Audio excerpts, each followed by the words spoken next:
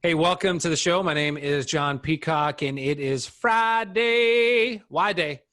It's Friday, why day? I'm just going to warn you, I'm in a great mood. And joining me here is Tommy Bowman and Dan Ruda. What's up, boys? Happy Friday. Oh, man. I'm chipper. You are chipper. It's fun. It's fun to see. Tommy, are you chipper? I actually am. I am. Yeah, You know? just feeling good. I don't know what it is. It's October. The Bears are 3-0. 3-0. Guys, I don't want to say it's like the Super Bowl's in the bag, but pretty much. How good does it feel? It's ours to lose. It's ours to lose. We got a new quarterback. How do you feel about the new quarterback? Yeah, he just has leadership gifts, they both have good arms. He just seems confident. He makes the right decision. Yep. So he's no Patrick Mahomes, but you can tell he's been there before. So yeah, Tommy texted me in the moment. He said, "Did you see the switch?" And I said, "They've been looking to pick their spot. Let's see what happens." Yeah. Yep. And it was fun to watch. Well, last time, we won the Super Bowl, our quarterback wore what number? He wore number 9. Yeah, exactly. Yeah. So, The trend is there. It's there. He even started, I don't know if you noticed, he started with a visor on. Did you see that? Yeah, and the punky QB ended his career wearing the visor because of his eye issues. But I was like, dude, this is such a foreshadowing. It's obvious. It's right here. Same number. Yeah, anyway. It was a great fourth quarter comeback. Yeah. Great fourth quarter comeback. It's a good thing that no one cares about the Falcons because that was a tough one to lose. Yeah. 2 weeks in a row they lost pretty sizable leads. So yeah, sorry to kill an ONB. Yeah, that's right. Yeah, he loves the Dirty Birds. And then Big Bill Atwater, who attends Mission, he loves the Falcons. I'm like, dude, that makes no sense. You're a Chicagoan, but he loves the Falcons. Anyway, we're not talking about football on this episode. We're talking about the why of our church, which is helping people find and follow Christ. It is a new month. It is October, and it just feels good, man. It feels good. The fall is here. We're wearing sweatshirts. It's Spirit Day here at Mission. It just feels good. And each Friday, if you're tuning in for the first time, if you're watching this live, there's 2 platforms you can watch this live at, whether it's on Facebook or WeirdMission.online. Perhaps you're catching it on YouTube or you're listening to it while you're raking leaves. See, that's the first time I've said that in season 2 because it's the fall. It's October. Way to be seasonally relevant. Seasonally relevant. We're just thrilled that you're catching this. And what we try to do every Friday is lead our church. We are pastors at Mission Church, the 3 of us, along with an amazing team next to us. And we want to lead you the best way that we can. And that helps. Part of that is helping remind you of why we exist. And so we've been saying for years, if you lose your why, you will lose your way. Now, here's what is very unique about this episode today. Today is October 2nd. And what is October 2nd, fellas? It is the anniversary of Mission Church. That's right. It's our anniversary. Back to the number 9. Happy anniversary. Too. It's our 9th. Happy anniversary. Our 9th. Speaking of 9, whoa. Guys, it's all coming together. Whoa. I don't know. It's there. I didn't even put that together till just now. Super Bowl.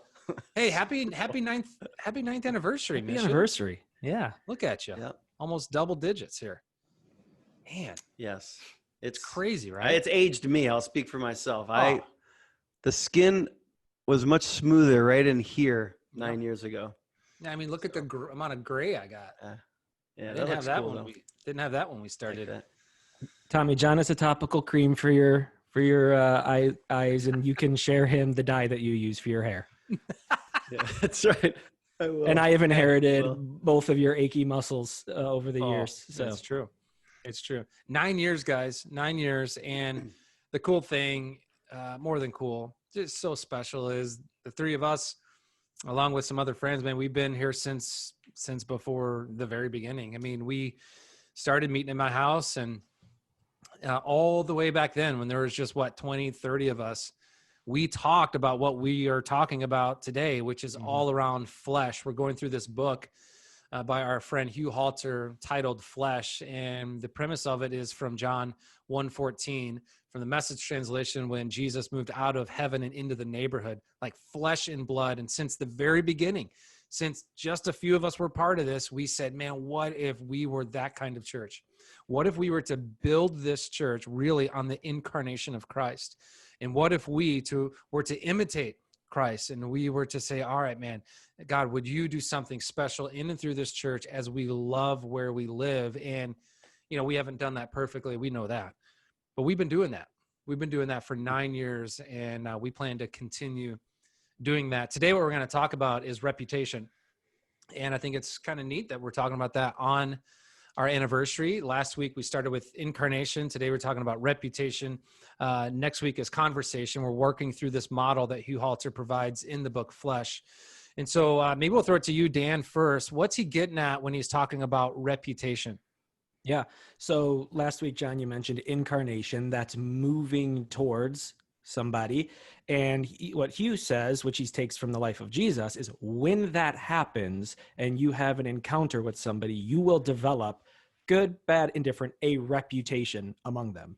And so if step one is you move towards somebody, incarnate, step two is reputation. And the heart of this, and he shares some hilarious stories as he talks about, do you have a reputation that leads to maybe even like a questionable life that points to anything beyond you, that has people say, hey, there's something unique and different about them? And so that's what this whole reputation part is about. As you move towards people, as you engage, you will, for better or worse or neutral, have a reputation. It's really good. Yeah, he talks about the idea of a buildup, and so many of us, and I think this might have come out last episode too, but so many of us, when we think about living a missional life, are like, I got to show up really fast. I got to tell people right away, and they got to respond right away. Well, if you look at the life of Jesus, he didn't do that. And one of the things, if you watch Jesus' life, in fact, he told his mom at one moment upon Jesus performing a miracle, he literally is like, woman, he's like, Mom, don't say anything. And he went around, he did miracles where he's like, hey, just kind of zip it. Don't let the word get out. It didn't impede him from loving people and being Jesus, but he wanted to slowly develop and model the new way that he was bringing forth. He was literally redefining church for people, and he wanted it to, he could have come in with great force. I mean, he's the King of all kings, but he came in the form that you're going to talk about this Sunday with humility, and he was showing this new way of love. And I just find that fascinating, that even Jesus, who was without sin, became a friend of sinners, was fully God, fully man, loved radically, did miracles, but wanted to do it like slowly. Like he kind of took the crockpot approach, so to speak. So that's the idea of if even Jesus wanted to build up a reputation, how much more imperfect humans do we need to take time to build up a reputation? So I think the crockpot is, again, seasonally relevant. Just out of curiosity, do you guys have a favorite crockpot recipe in the fall? And we're going to open this up for comments.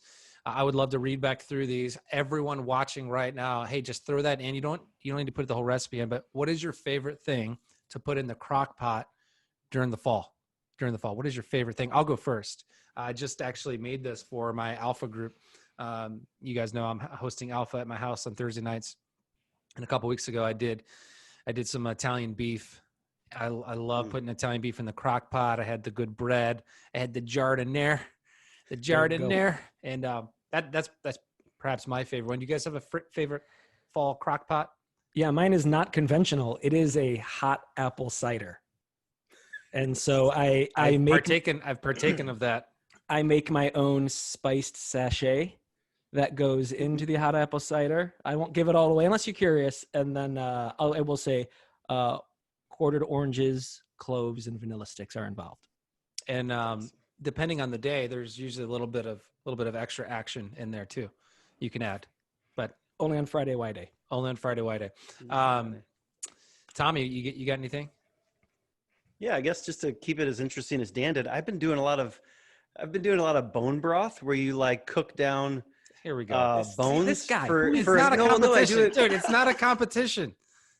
Why you gotta make everything competition? Honestly, I do it just to try to keep me. It's really good for joint moving, and it's good for your immune system and health. I mean, I do. Dan goes with apple cider. I go with Italian beef bone broth. I mean, all right. So you clearly most interesting man in the world award. So no, but now that you're talking I'm about trying to it, build yeah, up a finish. reputation. Trying to Clearly. build up a All right, reputation. what do you do with this bone broth? No, I do make it for immunity. I ladle, once I make it, I freeze a bunch of it, and then anyways, I What do you drink put what a do you half a cup what of do you it. put it in? Do you drink the bone broth? Oh yeah, yeah, absolutely. Yeah, it's an immunity thing. So they say. It probably doesn't work, but it actually tastes good. I thought that was Grace that has was been just doing your this too. I thought that was just your coffee breath the other day. Turns out it was bone breath. What in the world, Dan Ruda? Who is this Unbelievable. guy? It's the marrow. The marrow is really good for Is you. that cartilage and marrow I'm picking up? But to Oh. Tommy's credit, Grace has been doing this a little bit. It's a thing, and it's I'm supposedly good for you. I'm so glad I asked the my- question. Yeah. Well, next week, ask me about my sourdough bread starter that I'm feeding every day at 4 p.m. So Feed it. Oh my goodness. Which I think this is really picking up what we're talking about. To go back to reputation, this is really helpful because what has just happened is a bunch of assumptions have been broken. Mhm. And I think even as Tommy was talking about this whole developing a reputation and the weight and the buildup, I think there's something if you're a follower of Jesus and you're watching this, or you're a part of Mission Church and you're watching this, and you're just curious, there are lots of opportunities in today's day and age in the conversations you have to just intentionally break the assumption. Whether it's a conversation where they're like, oh yeah, you're probably in this camp too, right? You'll agree. Maybe just hit pause and be listening to God's Spirit and leave space. Like just don't jump on the bandwagon. Or if you're prone to not do that, you might sense the Spirit saying, hey, speak up in this area. But we have an invitation to kind of just like break the assumption and the status quo. And the invitation first there is to be present with what Jesus might want to do in that moment. That's good. Yeah. Hey, as you guys think about, it's on our anniversary today. Things that are happening right now, could be right now, maybe even over the past 6 months during everything that we've been going through. What are some stories, maybe just share a few that have to do with reputation that make you just like, you're like, oh, that's it right there. That reputation. That's fantastic. We love being part of a church that has that kind of reputation. Any stories come to mind? I should have prepped you for this, but you'll be fine. No, I think one for me that's really fresh that we celebrated yesterday morning as a staff is Justin and Amber Patton, who they've been hosting a watch party, and they've been having people consistently show up. And what they did, which is very much a reputation thing, they gave up home court advantage. So they were hosting their watch party, and there's been some cultural language barriers. And it was just kind of revealed that, hey, if it were hosted across the street, it would be accessible now to way more people. A lot of people who have written books call that, you have a person of peace. They're like the link to that other group of people who don't know Jesus. And so they gave up their home court advantage of our house, and they're like, yeah, we'll go to your house for the sake of more people. And that's something that's going to clearly cause, as Dan said earlier, those neighbors to be like, oh, that's really cool that they gave up their home court advantage like that, and we're moving the party for the sake of other people. So that's a fresh one that comes to mind. I love that. Dan, you got one? Yeah, a couple things that have been coming in from watch parties is when you talk about reputation, it doesn't always need to be this, but generally if you're moving towards people and you're overlapping your life, there might be a little bit of, what's the word I'm looking for? Inconvenience. And so a lot of our watch party hosts are going, hey, for the sake of the people that are gathering around my house, I could choose to go back to the building. I could, but like, no, let's not do that. Let's keep meeting here. People are buying space heaters and they're setting up their space to go through fall and carry them into winter. So they're taking on, for the sake of reputation and consistency, going, hey, I'm going to be inconvenienced. We're just going to get flexible. I'm going to invest, and I'm going to actually set up the space so that we can keep gathering as a church. But a cool story that came in this week, Bob and Linda Barron, they're part of Legacy. Yeah. I heard their story, how they've been hosting this watch party. And Linda has been inviting a neighbor across the street for years to come to Mission Church, and it's just never quite worked out. Well, now Mission Church is gathering in the form of a watch party on their driveway.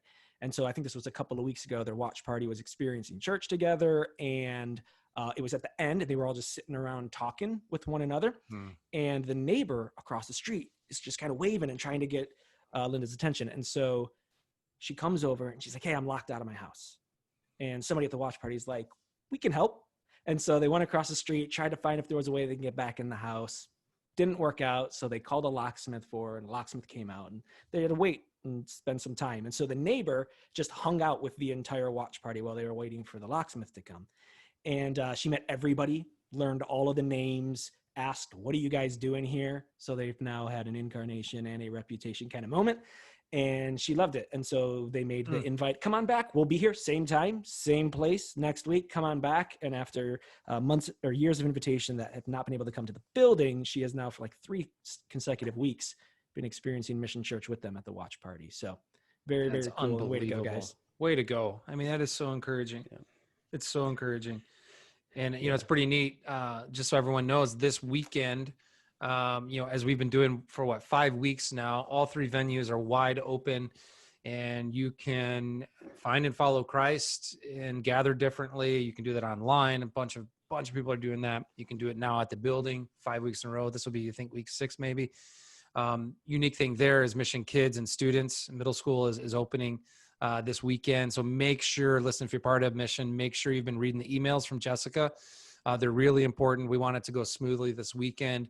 And then we're experiencing church and watch parties. And it has been so amazing, guys, the reputation that has been, you know, kind of moving through the way that you guys have been gathering in the midst of everything that's going on.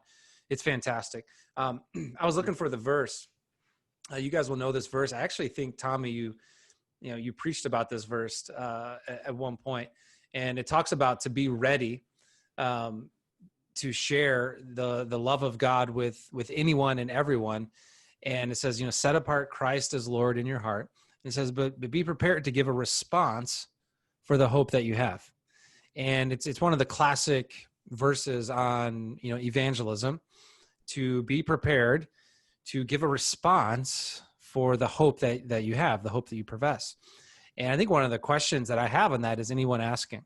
Is anyone asking? Tommy, you did a sermon years ago, and you talked about living a questionable life. I think it was in the fall, maybe 2014. I can't remember exactly, somewhere around there. And you phrased that question, I feel like in a really great way that connects with what we're talking about today. You're like, hey, are you living a questionable life? Not questionable like, ooh, but like, are people asking questions? Is the way in which you are following Jesus causing curiosity?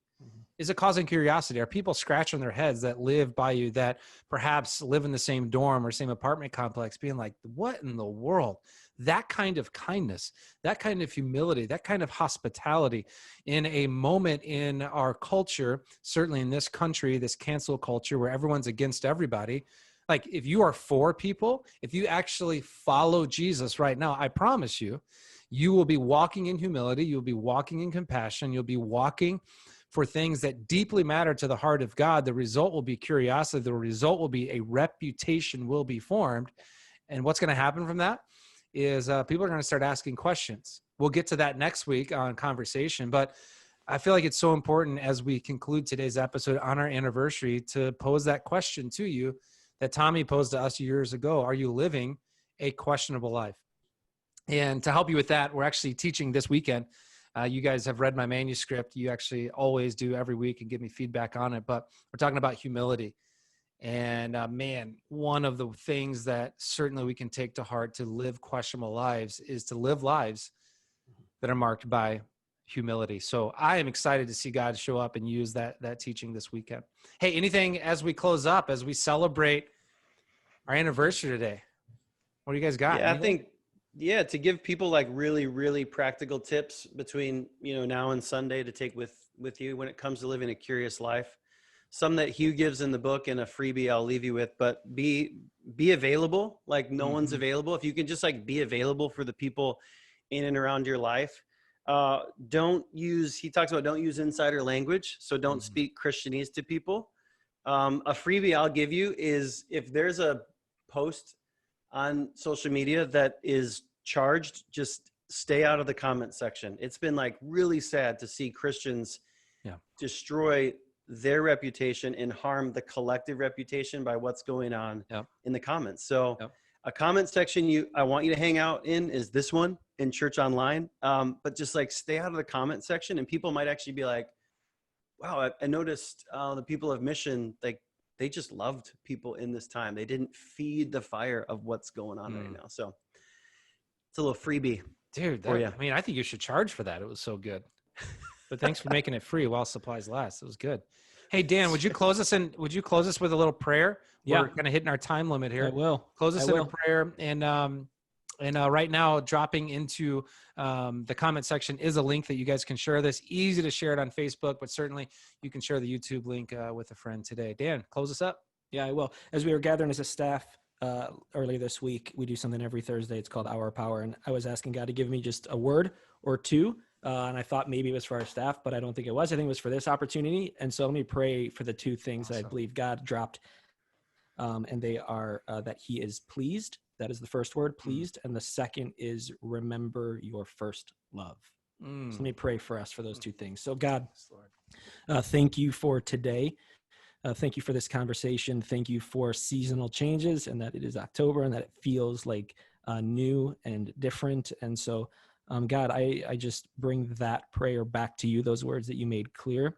And for whoever needs to hear it, that you are pleased. That you are pleased. For the people watching this that have been just like slugging it out and trying to discern and follow you and are looking for encouragement, God, would they hear as sons and daughters of yours that you are pleased with them, not because of their effort or their activity or their ability to swing harder or faster, but because they have in a place of humility come to you and asked for you to be their Lord and Savior.